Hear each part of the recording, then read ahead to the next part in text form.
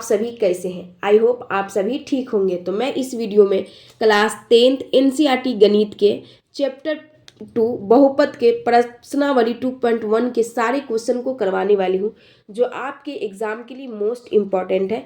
यहाँ से एग्जाम में प्रश्न बनते हैं। अगर आप चैप्टर फर्स्ट का वीडियो नहीं देखें तो नीचे डिस्क्रिप्शन में लिंक दिया हुआ, आप उसे ज़रूर देख लीजिएगा।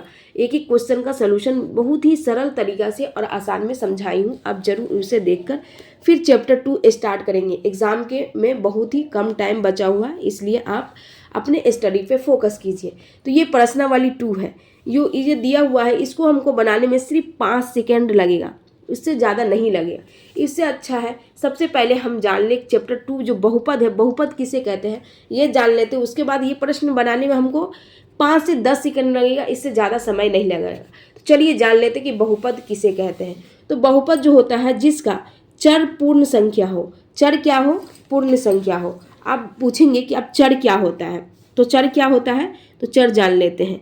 चर जिसका मान बदलता नहीं है, एक्स वाई जेड या कुछ भी। तो ये क्या है? ये चर, इसको चर बोलते हैं। आपके मन में आएगा अचर किसे कहते हैं, तो चलिए हम अचर को भी आपको बता देते हैं। अचर, अचर यानी गिनती की संख्या जो है ना, उसी को हम अचर कहते हैं। 1 2 3 4 10 कुछ भी हो सकता है। तो चर का मान जो वो बदलता नहीं है, मगर अचर का मान बदलता है। कैसे? देखिए, चर है एक्स का मान अगर 1 आया, एक्स का मान 2 भी आ सकता है, तो अचर बदल सकता है। मगर अगर कोई चीज़ को हम एक्स माने हैं तो वो एक्स ही रहेगा। मगर अचर का मान बदल सकता है। एक्स की जगह पे 5 भी आ सकता है, एक्स की जगह पे 6 भी आ सकता है, उसका मान 7 भी आ सकता है। तो अचर क्या हुआ? ये बदलता है, ये बदलता रहता है और चर बदलता नहीं है। तो बहुपद किसे कहते हैं? जिसका चर पूर्ण संख्या हो। अब हम जान लेते पूर्ण संख्या किसे कहते हैं। तो पूर्ण संख्या हम जो गिनती की संख्या उसी को हम तो नेचुरल नंबर कहते हैं, यानी 1 2 3 4 डैश इन्फिनाइट। इसको हम क्या कहते हैं? ये नेचुरल नंबर है, जिसको हम प्राकृत संख्या कहते हैं। अगर 0 लगा दें तो ये हो जाता है पूर्ण संख्या। ये क्या हो गया? पूर्ण संख्या। तो ये क्या है? बहुपद। चर का पूर्ण संख्या यानी चर का जो घात है, सॉरी यहाँ पे चर का जो घात है, घात हो क्या हो?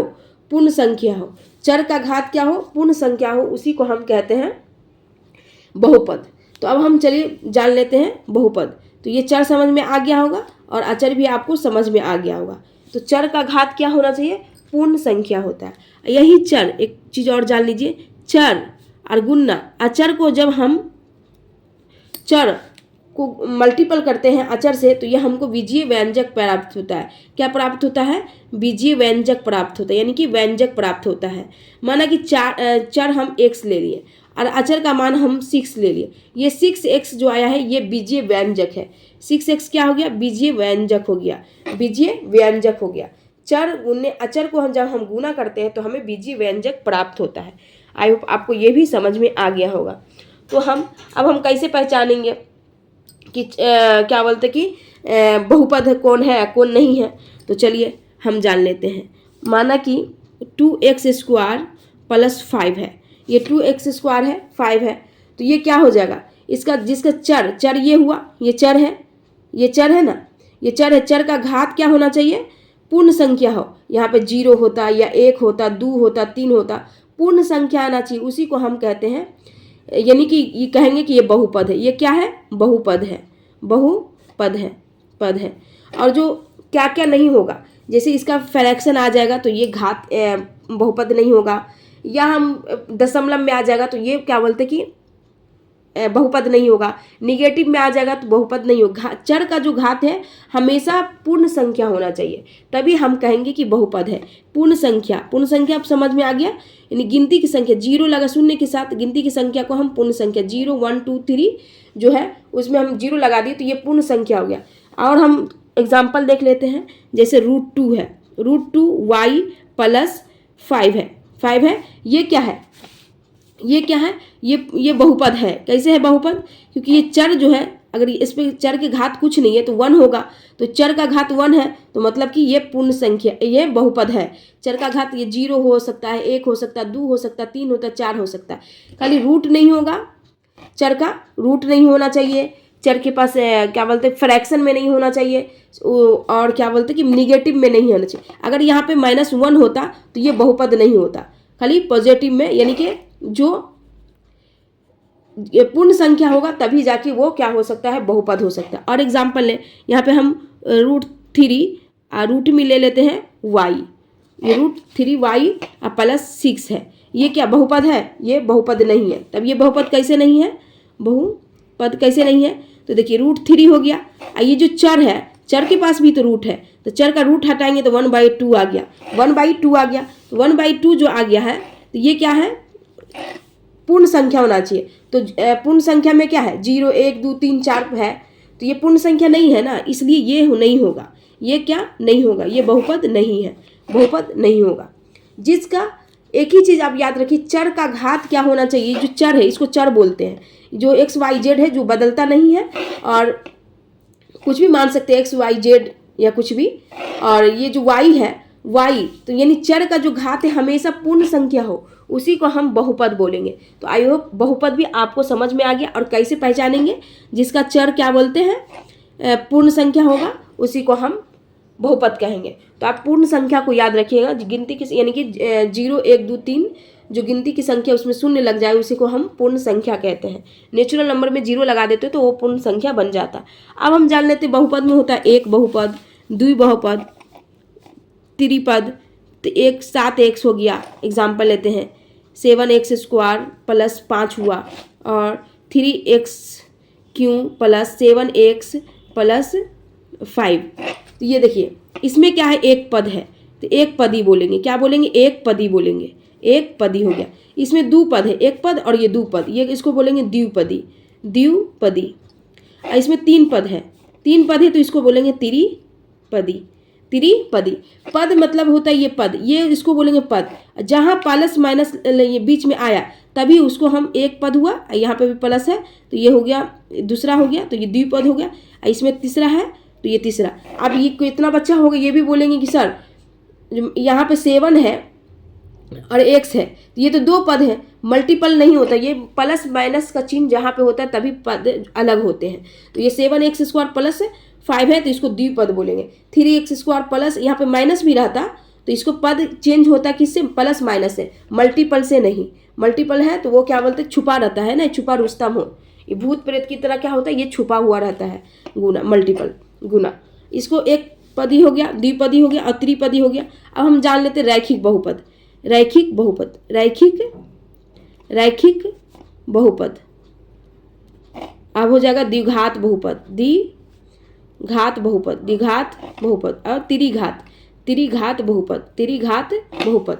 रैखिक बहुपद जिसका घात एक हो, रैखिक घात, इसका घात क्या है, एक है, इसके ऊपर कुछ नहीं है तो एक है ना, इसका घात हो गया एक, इसको बहुपद बोलेंगे क्योंकि 7x है, इसका घात एक है। एक जो है वो पूर्ण संख्या है तो चर का मान क्या होना चाहिए, पूर्ण संख्या, तो इसको बहुपद भी है, एक पदी है। और घात जिसका एक हो उसको रैखिक बोलते हैं, ये रैखिक बोलते हैं। जिसका घात 2 हो, अभी घात है चर पर, जो घात 2 हो तो उसको द्विघात बोले। और त्रिघात किसको बोलेंगे, जिसका घात 3 हो उसको हम त्रिघात बोलेंगे। ये जो होता है ये पद होता है, ये सब जो होता है 1 2 3 ये त्रिपद हुआ। ऊपर जो रहता है उसको घात बोलते हैं, ऊपर का जो रहता है उसको हम क्या बोलते हैं, घात बोलते हैं। तो आई होप आपको ये सब भी समझ में आ गया है।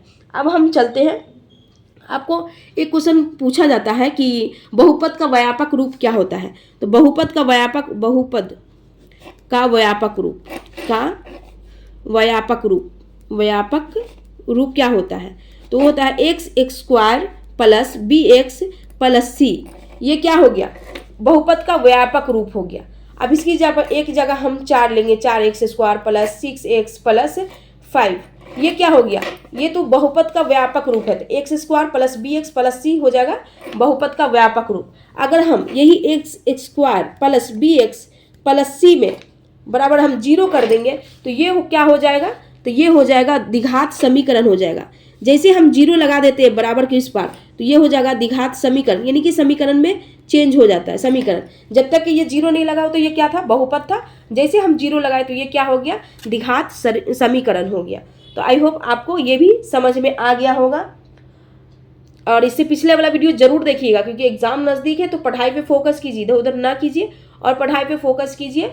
जितना पढ़िएगा, जितना रिवीजन कीजिएगा, उतना ही आपके लिए बेस्ट होगा। आप टाइम लापरवाही का नहीं है, पढ़ाई का है, इसलिए आप पढ़ाई पे फोकस कीजिए। ये बहुपद है तो सबसे पहले जो चैप्टर पढ़ते हैं उसके बारे में जानिए। जैसे हम वास्तविक संख्या पढ़ाए थे तो सबसे पहले वास्तविक संख्या को समझाए थे कि वास्तविक संख्या। अब बहुपद आपको समझ में आ गया। अब यहाँ से जितने भी प्रश्न होगा आप एकदम आसानी से बना लेंगे। अब हम 2.1 के क्वेश्चन को हम डिस्कशन कर सकते हैं। इससे पहले एक चीज़ और हम बता दें आपको, एक क्वेश्चन पूछा जाता है कि 7x के घात, यहाँ पर दिख रहा होगा 7, एक क्वेश्चन हम आप लोग को बता देते, समझा देते हैं। प्लस 8x5 प्लस 3x5 मतलब 6 ले लेते हैं। तो इसमें पूछेगा कि इसका घात क्या है। घात क्या है तो इसमें जो सबसे मैक्सिमम, अब कोई बच्चा रहेगा इस सबको जोड़ देगा, जोड़ना नहीं है घात को। जो इसमें जो इसका घात होगा 7 होगा, जिसका घात सबसे ज़्यादा जिसका दिखे उसी को हम बोलेंगे क्या है वो, इसका बहुपद कितना है, घात इसका 7 हो जाएगा। घात क्या हो जाएगा, 7 हो जाएगा, ये 7 हो जाएगा। अब कोई बच्चा, कोई एग्जाम में प्रश्न ये भी पूछा जाता है द्विघात बहुपद में कितने घात होते हैं, तो 2 द्विघात होते हैं। त्रिघात में कितने घात होते हैं, तो 3 घात होते हैं। यानी घात 3 रहेगा तो 3 घात, 7 है तो 7 घात, जितना रहेगा वो उतना रहेगा। 2 है तो द्विघात बोलते हैं, 1 है तो एक रैखिक बोलते हैं, 3 है तो त्रिघात बोलते हैं। तो चलिए अब हम प्रश्न को समझ लेते हैं। तो प्रश्न में कहा गया है, प्रश्नावली 2.1 है, किसी बहुपद px के लिए, p ब्रैकेट x के लिए y बराबर p a ब्रैकेट x का ग्राफ नीचे आकृति 2.10 में दिया है। प्रत्येक स्थिति में p ब्रैकेट x के शून्यकों की संख्या ज्ञात कीजिए। यहाँ पे क्या कहा गया है, x के शून्यकों की संख्या ज्ञात करना है। ये तो है x एक्सिस, ये है क्या है, x एक्सिस है, और ये क्या है, y एक्सिस है। ये है y, ये दिख रहा है, ये y है, और ये x एक्सिस है। ये मूल बिंदु बोलते हैं 0, ये मूल बिंदु है। तो यहाँ पे बोल रहा है क्या, x का, आपको x का देखना है, x पे कितने लाइन है। तो देखिए x पे एक भी लाइन है, नहीं है, एक भी लाइन, ये y पे लाइन है, x पे लाइन नहीं, इसलिए इसका आंसर क्या होगा, ये इसका आंसर 0 हो जाएगा। क्या हो जाएगा, 0 हो जाएगा, यहाँ पे 0 हो जाएगा। यहाँ पे क्वेश्चन 2 है, क्वेश्चन 2 में कितना है, यहाँ पे 1 है। देखिए इस x एक्सिस पे कितना लाइन है, 1 है, तो यहाँ पे इसका आंसर 1 हो जाएगा, 1 हो जाएगा। और यहाँ पे कितना, 1 2 3, तो यहाँ पे इसका आंसर तीसरा का 3 हो जाएगा। तीसरा का क्या हो जाएगा, आंसर 3 हो जाएगा। यहाँ पे आप लिख लीजिएगा, ये बुक है इसलिए मैं इस पर गंदा नहीं करना चाहती हूँ, इसलिए नहीं कर रही हूँ। और ये एक यहाँ पे x पर देखना है, सिर्फ x का पूछा तो हमको x का ही देखना है। x पर ये कितना, 1 हुआ 2 हुआ, दूसरा जो रेखा है 1 हुआ, ये 2 हुआ, तो ये हो गया, इसमें 2, इसका आंसर 2 होगा। और यहाँ पे है 1 2 3 4, यहाँ पे कितना हो गया, 4 हो गया। और यहाँ पे 1 2 3, तो इसका आंसर 3 हो गया, इसका आंसर 3 हो गया। हमको सिर्फ x पे पूछा तो x पे, अगर y का पूछता तो हम y का बताते। तो आई होप 2.1 के सारे प्रश्न आपको समझ में आ गए होंगे। अब हम कल जो स्टार्ट करेंगे 2.1 के सारे प्रश्न को देखेंगे। आई होप आपको समझ में आया होगा। तो जितना हो सके दोस्तों के साथ शेयर कीजिएगा, लाइक कमेंट जरूर कीजिएगा, जिससे इससे हिम्मत मिलती और एक जुनून सा बनता है पढ़ाने का। आई होप आपको समझ में। Thank you watching this video. फिर मिलते हैं अगले वीडियो।